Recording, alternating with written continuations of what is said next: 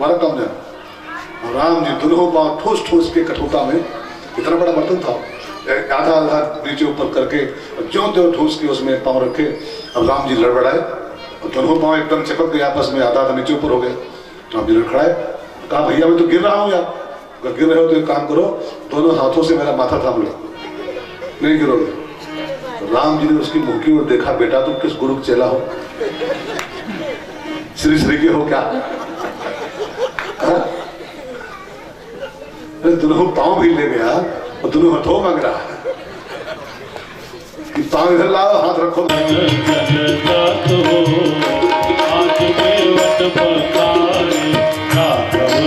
चरण जल जात हो, आज केवट पखारे। राघव चरण जल जात हो, आज केवट पखारे।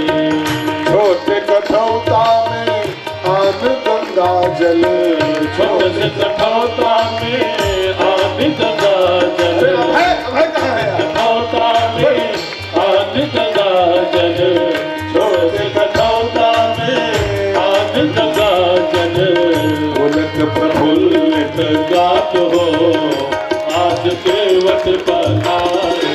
उलट प्रफुल्लित गात हो, आज केवट पखारे। कल ये नहीं नाचा था तो कथा पूरी लग रही तो सुनी सुनी हो गई। एक बार ताली हो जाए। राघव चरण चल जात हो, आज केवट पखारे। चरण चल जात हो, आज केवट पखारे।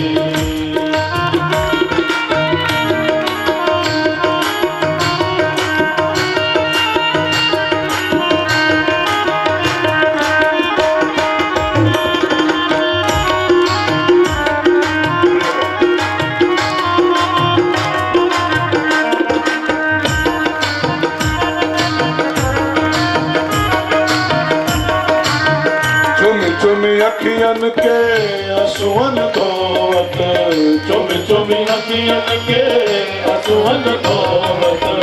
चुम चुम अखियन के असुवन धोवत, चुम चुम अखियन के असुवन धोवत।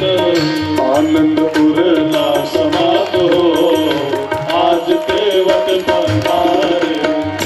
आनंद उरला समात हो, आज केवट पखारे। राघव चरण जल जात हो, आज केवट पखारे। राघव चरण जल जात हो, आज केवट पखारे। तू कहाँ सीखा है? ये कहाँ सीखा है डांस? हमको सिखाओ आज शाम को ऐसे, कल हम भी करेंगे ऐसे।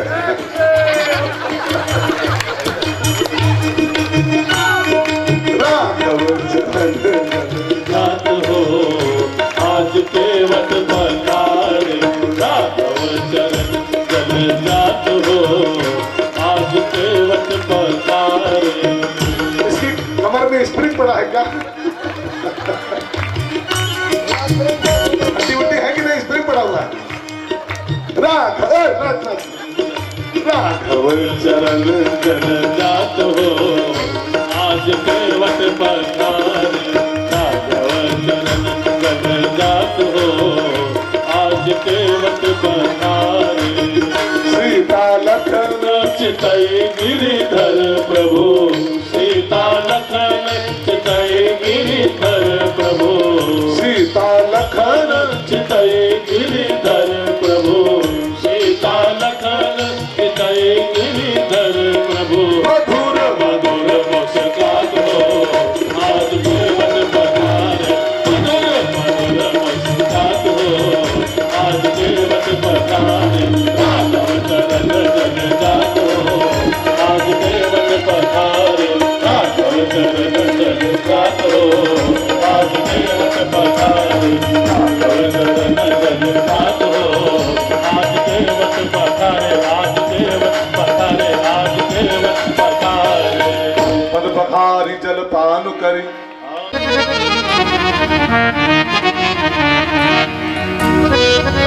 बैठ। तेरी मौसी कहाँ है?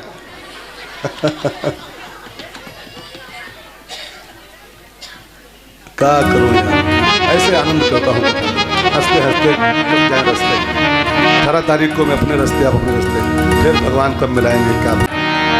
फिर सहित परिवार, अपने परिवार को मिलाए। पितर पार करी, पितरों को जल दे दिया भगवान के चरणों का, उनको पार कर दिया। खुद पिया, खुद पार हो गया। परिवार को पिलाया, परिवार को पार कर, बच्चे पार कर लिए, और जहां उसके पुरखे थे उनको पार कर दिया। एक बात मैं आपसे कहूं ना, थोड़ा कान खोल के सुनिएगा आप लोग।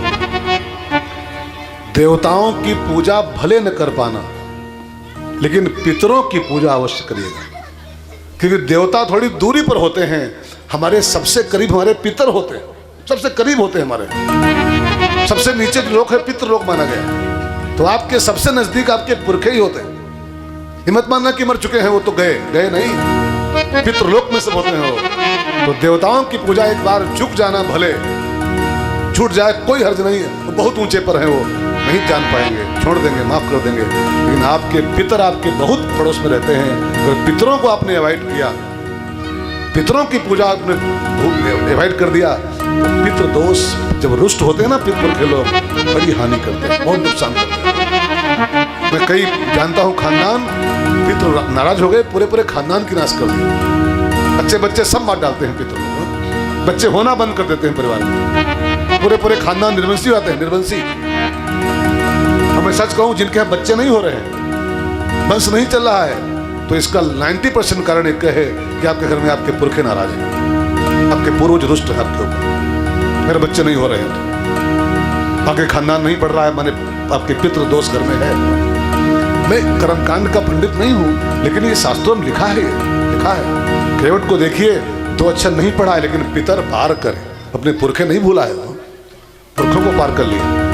और तब राम जी के पास आया, आओ बैठो, अब आपका नंबर आ गया। राम जी, लक्ष्मण जी, सीता मैया नाव में सवार हुए। अब यहाँ पर एक बड़ी बढ़िया बात लिखी है, मैं आपको बता दूं फटाफट। लिखा है, जब राम जी नाव में बैठ रहे थे, तो राम जी पहले नहीं बैठे, राम जी पहले नहीं सवार हुए नाव में, पहले कौन सवार हुआ? केवट ने कहा ये बैठिए चले, तो राम जी पहले नहीं बैठे। लिखा है, सिए ही चढ़ाए तब चढ़े रघुराय। पहले जानकी जी को सवार किया है, तब राम जी सवार हुए नाव। इसका मतलब क्या है कि किसी वाहन में बैठना हो और दोनों प्राणी संग में हो, तो पहले अपनी मैडम को बैठाओ, तब आप बैठो वाहन में। मतलब ट्रेन आई और स्टेशन पर, अब आप तो झट चढ़ गए लेके सूटकेस, और मैडम रह गई और ट्रेन चल पड़ी, तो दो हंसों का जोड़ा बिछुड़ गए और गजब भयो रामा जुलुम भयो रहे। तो पहले रामायण की चौपाइयां जरा सीखो, स्टोरी नहीं है केवल एक कथा, कितना कदम कदम पर ज्ञान देती है रामायण। किसी भी वाहन में सवार होना हो, बस में बैठना हो, गाड़ी में बैठना हो, ट्रेन में बैठना हो, पहले अपनी बूढ़क बैठाओ।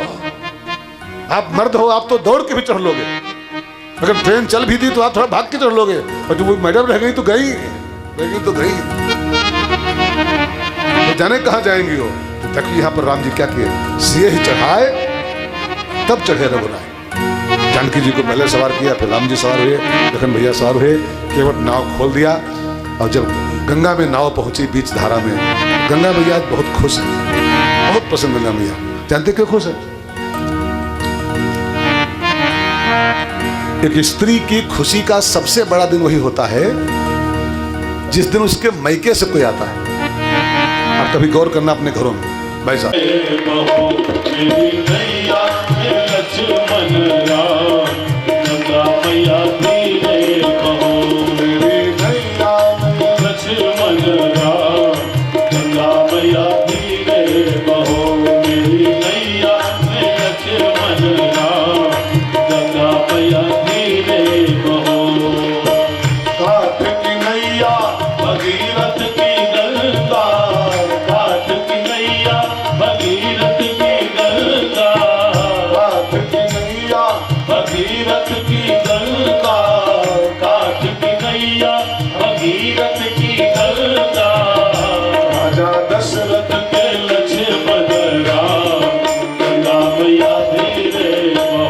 राजा दशरथ के लक्ष्मण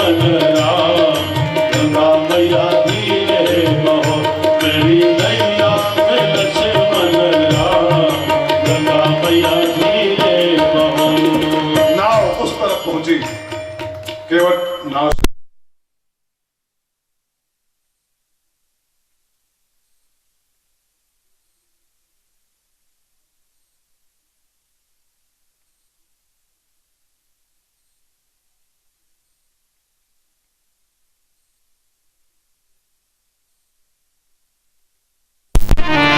राम जी को लगा कि पार करके प्रणाम कर रहा है, मतलब इसको उतराई अब चाहिए, उतराई चाहिए। इसकी यही जीविका है, पार करे और कुछ चौनी नहीं पा जाता है। तो राम जी को हुआ मैं इसको कुछ दूं, इसने पार किया है, कुछ दूं इसको मैं आपको एक बात कह दूं, लगे हाथ विनती कर लूं। 3 लोगों की मजदूरी नगद देनी चाहिए, कैश। 3 लोगों को कैश देना चाहिए। कौन कौन? एक नाई सिर झुक रहा है, ये कहना किस काम मेरे आएंगे। सीता मैया ने झट से उसको उतारा और दुखी मन से नहीं उतारा, आगे चौपाई पड़ी है, यही किसी जान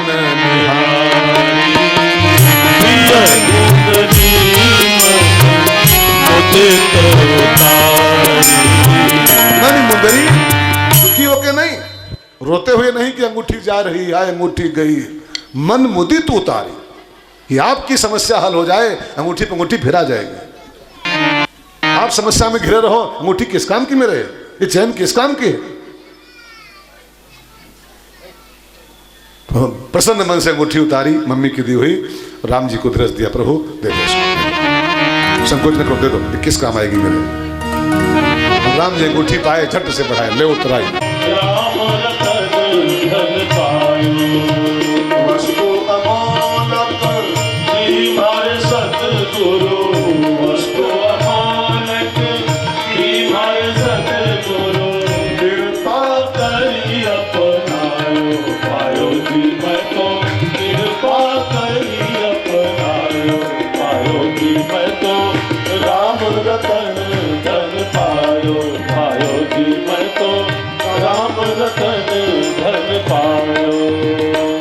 जिसको राम मिल गया हो उसको ये क्या करना था जो मैं कहा न पावा।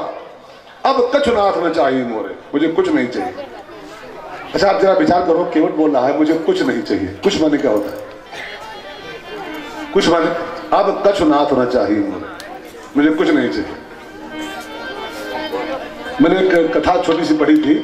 एक आदमी गया काशी, बनारस, तो बनारस के जो होते हैं नौआ ठाकुर बड़े चतुर होते हैं नाव के, और बनारसी नाव बहुत होशियार। अब सेठ जी पहुंचे, सवेरे एक समय था 5 बजे का, 6 बजे का। तो कहा बेटा दाढ़ी बनानी है, कई पैसा लोगे, कई पैसा लोगे। तो नाव चतुर था, जान गया बड़ा सेठ, इसको फंसाए पहले, लंबी रकम खाते। क्या कहना, ऐसा करो कुछ दे देना, कुछ तुम। उसने क्या कहा कि सेठ जी खुद दे देना कुछ।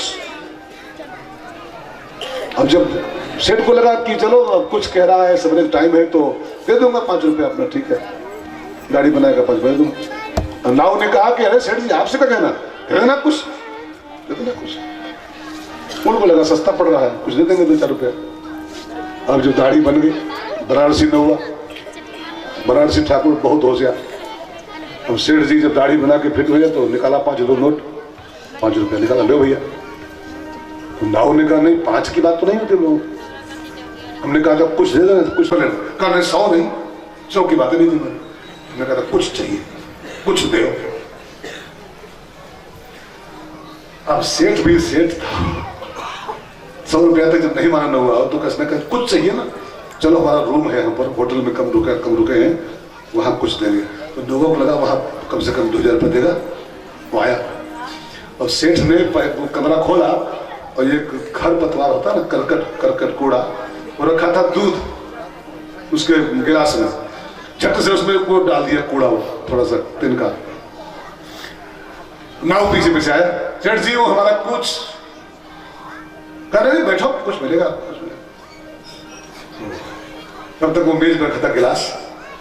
तो सेठ ने कहा दूध पियोगे, दूध पियो, दूध पी लो, फिर देते हैं कुछ।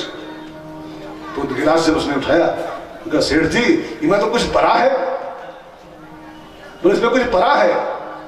तो कहा तू कुछ ले ले वही अपना, तेरा कुछ वही है, ले।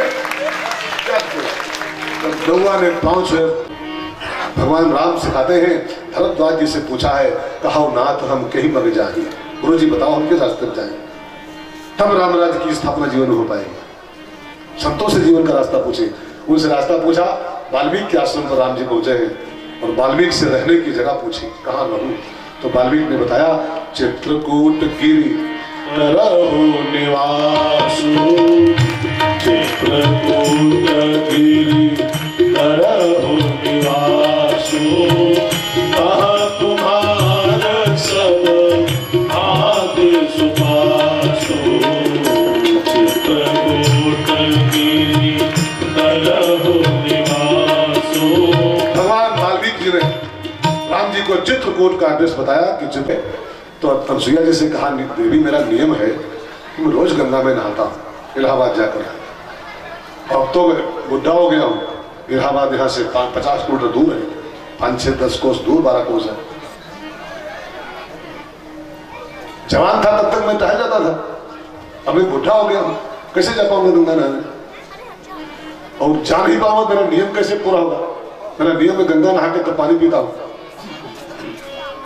तो जानते हैं मित्रों, गंगा जी दूर थी, इलाहाबाद दूर था, अत्रि मुनि का संकल्प था, बिन नहाए जल नहीं पी गंगा जी में, और बुढ़ापे में जा पाऊंगा नहीं। तो अनसुईया माता ने अपनी तपस्या का प्रभाव लगाया और अपनी तपस्या के प्रभाव से गंगा जी की एक धार मंदाकिनी चित्रकूट में प्रकट कर दिया।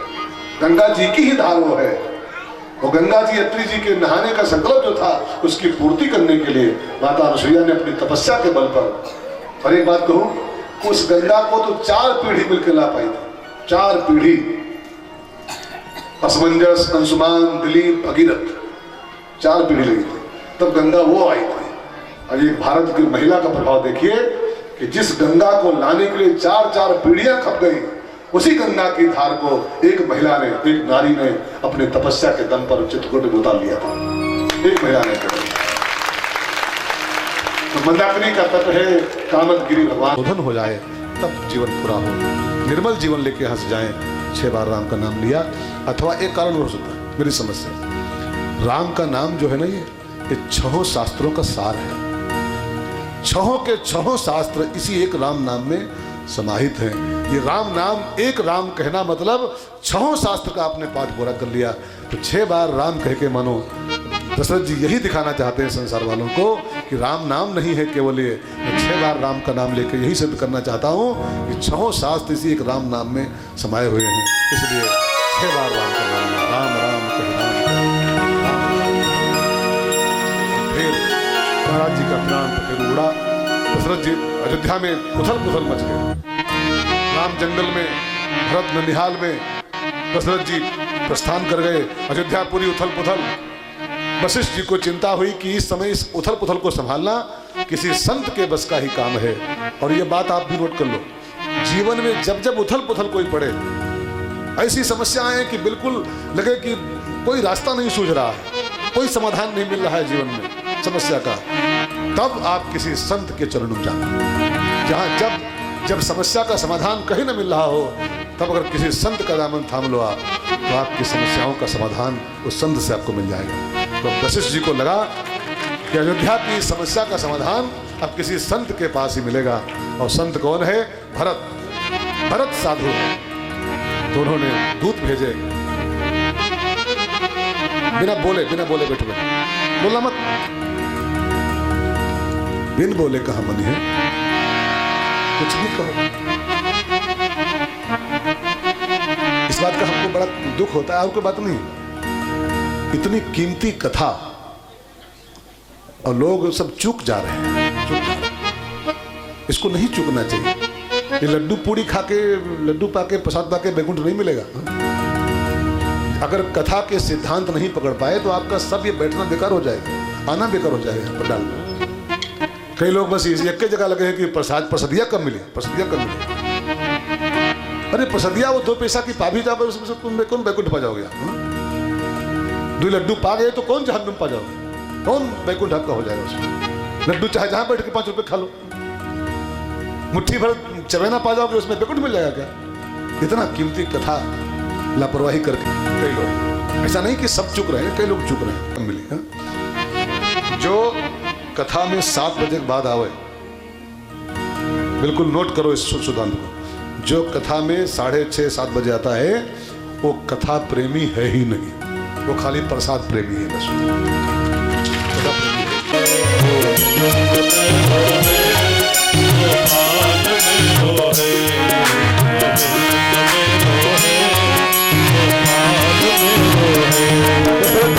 संस्कार भरत जी के हाथों में संपन्न हुआ और फिर भरत जी सबको साथ में लेकर के चले हैं चित्रकूट की ओर।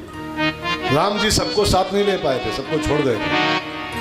ध्यान देना, राम भगवान है और भरत संत है। भगवान सबको साथ नहीं ले सकते, लेकिन संत माने होता है, संत की परिभाषा यही है। क्या हुई दादा? हेलो,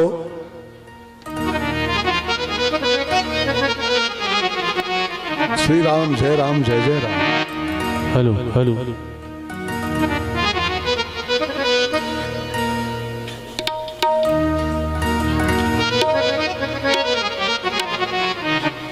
मेहमान, बहुत बदनामी हो रही है मधुबन की।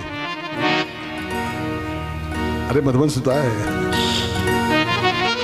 संत माने कुछ और नहीं, अथवा यूं कह लो कि जिसके साथ सब चल सकते हो वो संत होता है। राम के साथ चलना मुश्किल है, राम के साथ चलने की बड़ी शर्तें हैं। सो गए तो राम गए, कोई गंदगी आ गई तो राम गए। लेकिन संत कौन? जो टेढ़े सूधे पापी पुण्यात्मा कोड़ी अपाहिज, जो सबको लेके अपने साथ राम जी के पास पहुंचा सके, उसका नाम संत होता है। भरत जी लेके सबको चले हैं चित्रकूट की ओर। रास्ते में कई बाधाएं भरत जी की आई, कई विघ्न आए। एक बात मैं कहूं, ध्यान देके समझिएगा। हनुमान जी जब चले थे सीता जी की खोज में, जानकी जी को पाने के लिए, कथा भी कल परसों आएगी, तो उनके रास्ते में बहुत विघ्न आए थे। और जब चूड़ामणि लेके लौटे वापस, एक को बाधा आई। भरत जी गांव से निकले अयोध्या जी से और श्रृंगबेरपुर पहुंचने वाले थे, निषाद राज गुह के राज्य में। उसको खबर मिली भरत जी आ रहे विशाल सेना के साथ, तो उसको डाउट हो गया कि लगता है भरत जी राम जी को मारने जा रहे हैं। शंका हो गई। अनुमान लगाया उसने अपनी बुद्धि से कि अगर राम के प्रेम में जाते होते भरत जी, राम को मनाने जा रहे होते, तो सिंगल जाते, 2-4 लोग जाते। ये पूरी सेना चतुरंगिणी क्यों जा रही साथ में, लाखों लोग क्यों जा रहे हैं? तो उसको डाउट क्या हुआ कि राम जी वहां अकेले हैं, ये गद्दी पा गया है भरत। तो इसको लगा होगा कि राम जी 14 साल के बाद वापस आएंगे, गद्दी अपनी छीन लेंगे। हकदार तो वही है गद्दी के, मुझे तो खाली मिल गई बीच में वरदान कर, तो जाके राम जी को हम मार दूं चित्रकूट में, तो मेरी गद्दी हमेशा के लिए पक्की हो जाए। तो भरत राम को मारने जा रहा है, ये उसको डाउट हो गया। तो उसी डाउट में उसने उल्टी पुल्टी बातें करना शुरू किया। ये भरत नहीं है, ये भगत नहीं है, ये गद्दी पाके घमंडी हो गया है, ये राम को मारने जा रहा है, ये कुटिल है, ये कपटी है। उल्टी पुल्टी बातें बोलना शुरू की भरत जी के बारे में। ये पहली बाधा है मित्र, इसको बहुत ध्यान देकर, मैं संक्षेप में कहूंगा, अब ध्यान देकर सुनिए। जब आप राम की ओर बढ़ोगे तो सबसे पहली बाधा यही आती है कि आपके बारे में जो समाज है ना, ये आसपास वाला, ये उल्टी पुल्टी बातें बोलना शुरू करे। पागल हो गया है, पागल हो गया है, वो बढ़ रहा है राम जी की ओर, कपटी है, इन्वर्टर नया ले आया है, उसी कथन चक्कर में पागल हो गया है, पुराना हो गया है। दुनिया क्या कर रही है, वो कथा कर रहा है, कथा करवा रहा है, बड़ा आदमी है, बड़ा पैसा वाला हो गया है। इसको आप अन्यथा मत लीजिएगा। परमात्मा की ओर, राम की ओर आप ही बढ़ के देखो, आप बढ़ के देखो, आप बढ़ के देखोगे, पहली समस्या आपके रास्ते में आएगी कि आपके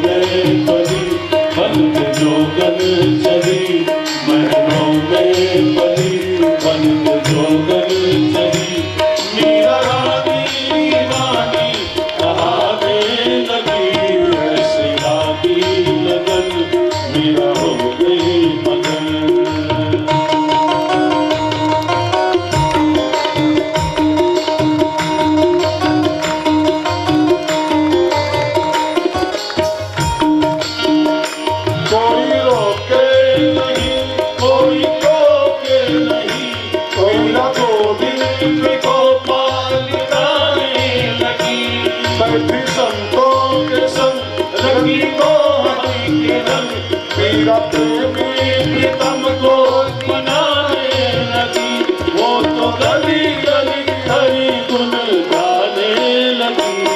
महलों में परी बन के जोगन चली, महलों में परी बन के जोगन चली। मीरा रानी दीवानी कहाने लगी, ऐसी रानी लगन मेरा हो गई मगन। राणा ने विष दिया मानो अमृत दिया, राणा ने विष दिया मानो अमृत दिया। मीरा सागर में सरिता समाने लगी, मीरा सागर में सरिता समाने लगी। दुख लाखों सहे मुख से गोविंद कहे, दुख लाखों सहे मुख से गोविंद कहे। मीरा गोविंद गोपाल गाने लगी, मीरा गोविंद गोपाल गाने लगी। वो तो गली गली हरि गुण गाने लगी। महलों में परी बन के जोगन चली, महलों में परी बन के जोगन चली। मीरा रानी दीवानी कहाने लगी, ऐसी रानी लगन मीरा हो गई मगन, मीरा हो। भरत जी राम जी की ओर चले तो समाज के लोगों ने, निषाद राजगुरु वगैरह ने राम भरत जी के बारे में उल्टी पुल्टी बातें बोलना शुरू की। ये पहली बाधा है, इससे डर जाओगे तो कहीं के रहने जाओ। मैंने आपसे कल भी कहा था, हाथी की चाल में चलो। जिसको भगवान की भक्ति करना है अथवा भगवान को पाना है, उसको हाथी की चाल में चलने का प्रयास करना चाहिए। कुछ तो लोग कहेंगे, लोगों का काम है कहना। भरत जी उसकी परवाह नहीं की। आखिरकार निषाद राजगुरु जब सच्चाई जान पाया तो भी साथ में हो गए। आप चलते रहो, आपका लक्ष्य बढ़िया हो ना, तो जो आज बुराई कर रहे हैं कल आपके साथ खड़े हो जाएंगे। वही निषाद राजगुरु जो बुराई कर रहा था, मत डालो भरत जी को, काट डालो, कपटी है, क्रूर है, ये छलिया है, राम को मारने जा रहा है, वही भरत जी के साथ चल पड़ा। आपकी मंजिल बढ़िया हो, आपका अंदर वाला सिस्टम बढ़िया हो, आपका रास्ता बढ़िया हो, तो समाज थोड़ी बुराई करेगा जरूर, लेकिन जिस दिन वो जान पाएगा कि नहीं अच्छा काम कर रहा है, वो पूरा समाज आपके लग रहा है, पूरा समाज आपकी देखेगा। भरत जी के साथ सब चल दी। निषाद राजगुरु भी अभी मारने की बात कर रहा था, जो सच्चाई सामने आई साथ में लग गया। होता है ना सब अभिंदर, होता है।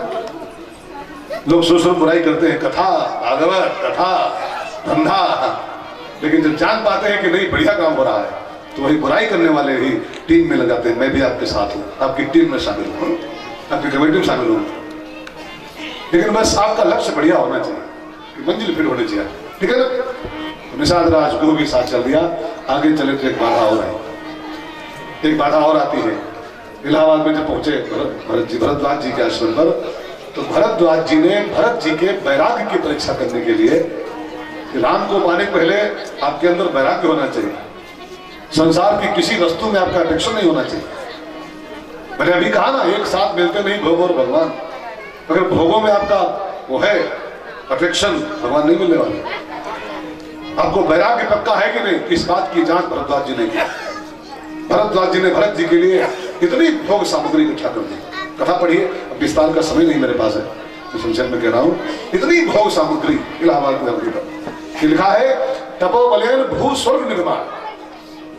भरत जी अयोध्यावासियों की सेवा के लिए भरद्वाज जी ने तपोबल से भू स्वर्ग निर्माण, धरती पर स्वर्ग खड़ा कर दिया। दूसरा, इतनी सुविधाएं, इतने भोग, इतने विषय सामग्री, भरत जी रात भर रहे उस भोगों के बीच में।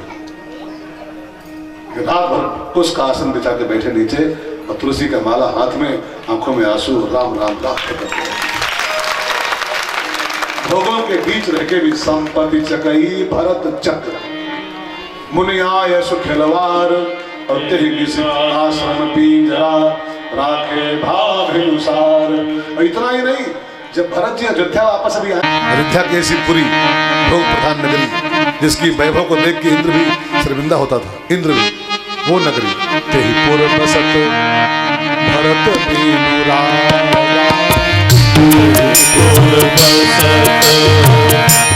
बेलो राजा